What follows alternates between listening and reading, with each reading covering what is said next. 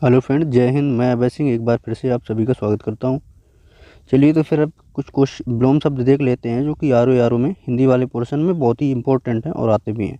उनकी आने की पूर्ण संभावना भी है, क्योंकि वही विलोम शब्द लिए हैं जो यूपीपीएससी ऑलरेडी पिछले एग्जाम में दे चुका है। चलिए फिर देखते हैं फर्स्ट नंबर क्वेश्चन की तरफ। निम्नलिखित में से जो जोड़ा विपरीतार्थक नहीं है उसे चुने। जो विपरीत नहीं है उसे चुनना है। दिन का रात, ये तो विपरीत है। बी परिश्रम आलस, ये भी विपरीत है। गर्म का ठंडा, ये भी विपरीत है। धर्म का कर्म, ये विपरीत नहीं है। धर्म का कर्म नहीं होना चाहिए, धर्म का अधर्म हो जाएगा, तो ये विपरीत हो जाएगा। इसलिए हमारा ऑप्शन नंबर डी सही हो जाएगा। चलते हैं नेक्स्ट क्वेश्चन की तरफ। निम्नलिखित में से कौन सा सही विलोम युग्म नहीं है। इसमें भी विलोम युग्म है, जो सही नहीं है उसी के बारे में बताना है। जैसे कि सदाचार का दुराचार, ये भाई पहले ही नहीं है, क्योंकि सदाचार का दुराचार हो जाएगा। ठीक है, दुराचार ही नहीं होगा। और कदाचार भी होता है, सदाचार का कदाचार भी होता है। कदाचार होता है तब भी सही। यहाँ क्यों गलत है? यहाँ पे दुराचारी, दुराचार की जगह दुराचारी हो गया है।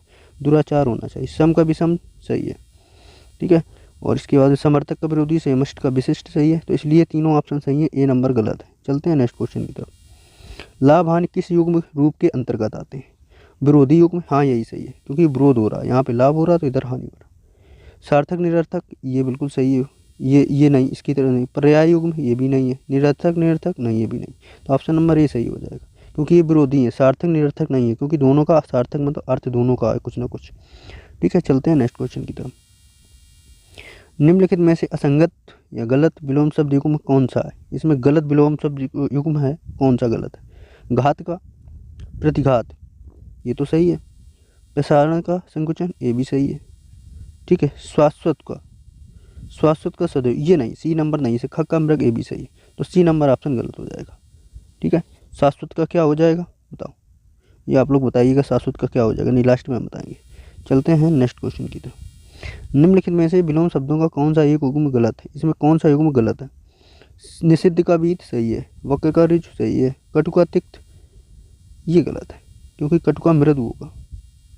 कटु का मतलब जानते ही आप, कड़ुआ तिक्त मीन कड़ुआ तो मृदु हो जाएगा। ठीक है, पाश्चात का, ये भी गलत है। इसमें सी और डी दोनों गलत है। पाश्चात का पौरस्त हो जाता है, आपने पढ़ा भी होगा।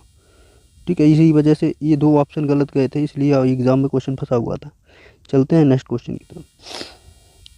इनमें से सही विलोम शब्द युग्म कौन सा है? आदान का प्रदान, यही सही है। आदान निदान, ये गलत है। प्रदान विधान, ये भी गलत है और ये भी गलत है। ठीक है, समाधान का समस्या होता है विलोम, आपने पढ़ा भी होगा। ठीक है, और ये तो इन्हीं के सारे दिए हैं। ठीक है, चलते हैं नेक्स्ट क्वेश्चन की तरफ। निम्नलिखित शब्द के विलोम शब्द का चयन दिए गए विकल्पों में से करें। सत्कार का विलोम बताना है, तो सत्कार का तिरस्कार हो जाएगा, जो ऑप्शन नंबर ए में है।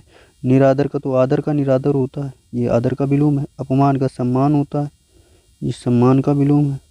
ठीक, उपेक्षा का अपेक्षा होता है, तो इसलिए इस क्वेश्चन का आंसर जो होगा ए होगा। चलते हैं नेक्स्ट क्वेश्चन की तरफ। सुषुप्ति शब्द का विलोम है, सुशब्द का क्या होगा?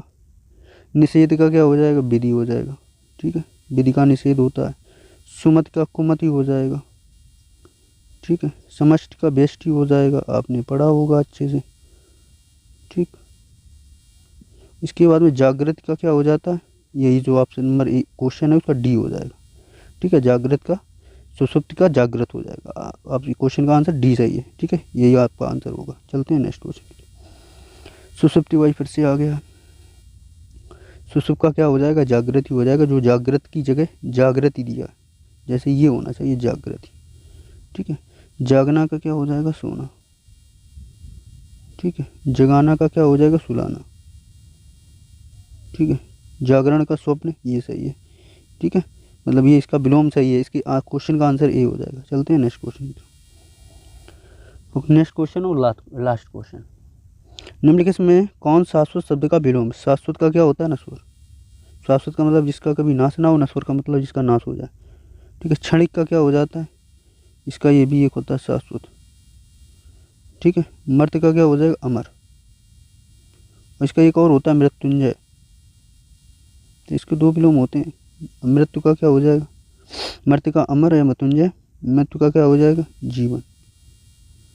ठीक है, तो इस तरह हमारे ये 10 क्वेश्चन थे, बहुत इंपॉर्टेंट थे। आप देखिएगा, और वीडियो देखने के लिए बहुत बहुत धन्यवाद।